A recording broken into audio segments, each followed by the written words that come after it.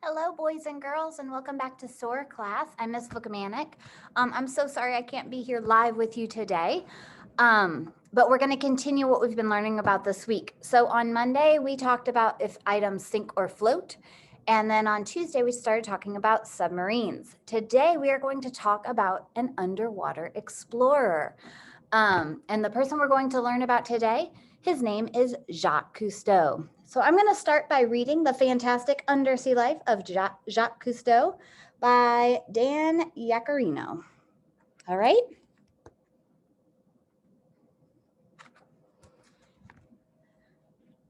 Jacques Cousteau loved the sea. He spent his whole life exploring it. The ocean was the most incredible place he'd ever seen, and he wanted to share its beauty with the world. Growing up in France, little Jacques was a weak and sickly boy. Doctors encouraged him to swim to build up his strength. He discovered that he loved the water. Jacques also loved to tinker and build all sorts of gadgets. He saved his money and bought a camera to make his own movies, then took it apart to see how it worked. When he was a young man, Jacques was badly hurt in a car accident. Doctors told him he would have to wear arm braces for the rest of his life, but he refused to accept this. Just as he had done before, he turned to the sea for strength and swam every day in the Mediterranean. A friend gave him a pair of goggles so that he could see underwater. Those goggles changed his life forever. Cousteau wanted to stay underwater longer to see even more. The diving suits of his day were heavy and bulky. They didn't allow much freedom of movement, and an air hose tethered the diver to a boat. So Jacques set about tinkering, fashioning snorkels from things like inner tubes and garden hoses, but they weren't good enough. Cousteau and his engineer friend Emile Gagnon created a breathing apparatus they called the aqualung. It was the first machine that would let a diver breathe underwater for long periods of time.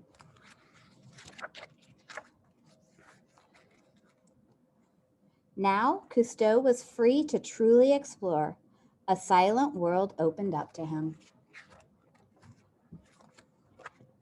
Cousteau wanted to share the amazing beauty of the sea with the world, so he created an airtight cover for his camera. He made lights to illuminate the sea's mysteries and found ways to film underwater. Cousteau bought a boat and turned it into his very own floating research lab and film studio. He sailed his beloved Calypso all over the world. Cousteau discovered many treasures in the Mediterranean Sea, and it was there that he shot The Silent World, the first full-length, full-color underwater film ever made. It took the world by storm. Cousteau's film gave people their first glimpse of the amazing universe under the waves.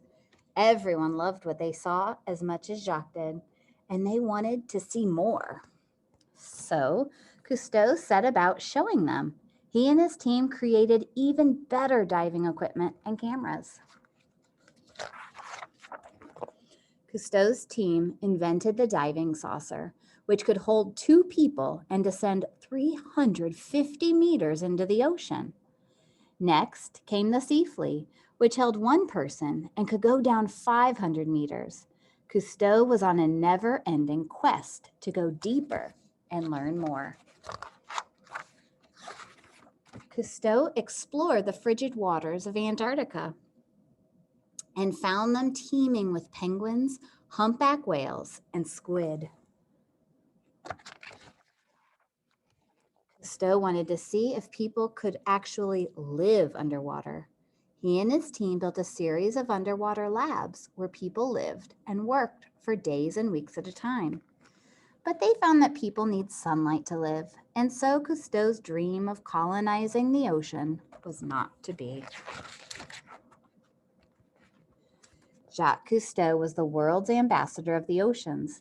He produced 50 books 2 encyclopedias, and dozens of documentary films. His popular TV series, The Undersea World of Jacques Cousteau, brought whales, octopuses, otters, and dolphins right into people's living rooms. While exploring off the coast of Australia, Cousteau and his crew saw coral reefs, kelp forests, and sponge gardens. They came face to face with the leafy sea dragon. When diving in the waters near France, Cousteau and his crew found a sunken ship full of wine jars over 2,200 years old. They tasted the wine. Alas, it was bitter. The fish off the coast of Africa were friendly and curious and did not swim away. Cousteau was the first human being they had ever seen. A big grouper adopted the crew while they were filming and mischievously knocked over the lights and cameras. Cousteau and his team explored the world. But when they went back to the Mediterranean, Cousteau found it had changed. The seas were polluted, plants and animals were dying, and so the ocean's ambassador became their most important defender. He started the Cousteau Society, which is committed to educating people about ocean life and protecting our seas from pollution. Jacques Cousteau loved the sea. He shared its beauty with the world so that everyone could love and cherish it too. All right, so Jacques Cousteau kind of started people being able to go underwater and explore like they can today. Just like we've talked about the International Space Station in outer space where astronauts can live, they created a underwater lab called Aquarius, and it is off the coast of the Florida Keys. And it is 62 feet below the surface next to a coral reef. So I'm going to show you a little tour of Aquarius, or not astronauts, aquanauts, people who explore underwater, the scientists, they can go there and live there for about 3 weeks at a time. All of their living quarters are inside, and then they can go out and scuba dive and collect information and research around there each day. So I'm going to share my screen with you, and this will also be on my Clever page, so you can go explore on your own if you are interested. Give me a second.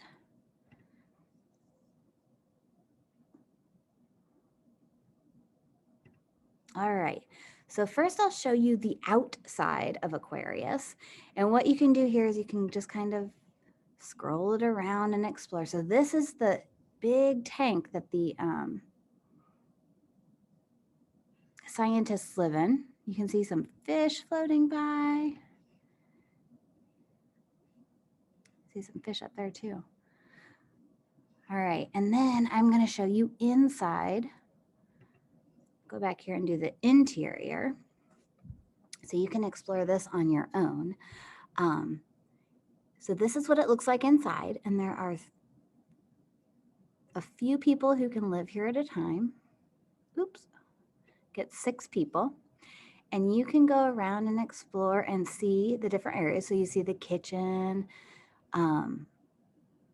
This is how to get in and out of Aquarius. It says aquanauts enter the Aquarius through the moon pool. The air pressure inside Aquarius prevents ocean water from flooding into the habitat.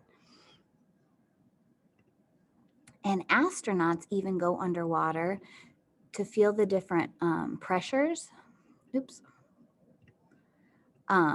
So they have to do a lot of their outer space training underwater, which is pretty cool. All right, here you can see outside, and there's a video that you can check out.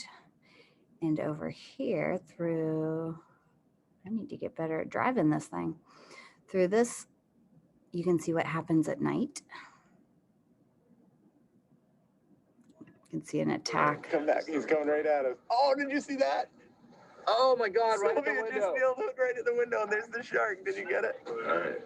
Come back, he's coming right at us. Oh my goodness. Oh, did you see that? So they can see that right outside the windows of their habitat, which is pretty cool. Okay, so this is Aquarius, and this is what we have right now. But Jacques Cousteau's grandson is also an underwater explorer, and he is trying to put together a new underwater laboratory that is supposed to be built and submerged or sunk down into the water in the year 2023, so a couple years away. And they're kind of making it like the International Space Station that 12 aquanauts can live in at a time. So this is what it looks like. See all these little pods with windows. That is Fabien Cousteau, Jacques Cousteau's grandson. So they're working on this to build. So we'll have to keep our eye out and see what happens with that. All right. Okay, so today, if you would like to take on this challenge, here are some ideas of what you can do. So we've learned about Jacques Cousteau, and he's an underwater explorer. So something that you can do today is you can build your own underwater habitat for humans. So you can build your own home underwater or your own laboratory workshop area so scientists could go there and explore. What would you need if you were living underwater for an extended period of time? To do this, you can use Lego blocks, you can use wooden blocks, you can use recycled materials, or you can just draw a picture of what you would want it to look like. You can also make a underwater vehicle, like a submarine that we talked about yesterday. You can build one of those out of the same materials. You can use Lego blocks or recycled materials or whatever, and it can be a submarine or your own creation of an underwater vehicle. The other thing that you can do is you can, because he wanted to help protect the oceans, you can come up with a machine that can help stop pollution or that can help clean up the oceans. So I would love to see what you guys come up with. You can send me a picture over email or through the Clever Messenger, or just send me a message and tell me what you did, okay? Or tell me next time I see you. All right, thanks so much, guys. And I will keep adding things to my Clever page. I'm not sure if I told you guys or not, on my Clever page, if you go to the Mars area, if you want to send your name up to Mars or over to Mars during the next launch, which is going to be in 5 years, you can fill that out and your name will be sent to Mars. So although you can't go, your name can be on there on the next rover. Okay? Let me know if you have any questions, and I will see you guys soon. Bye.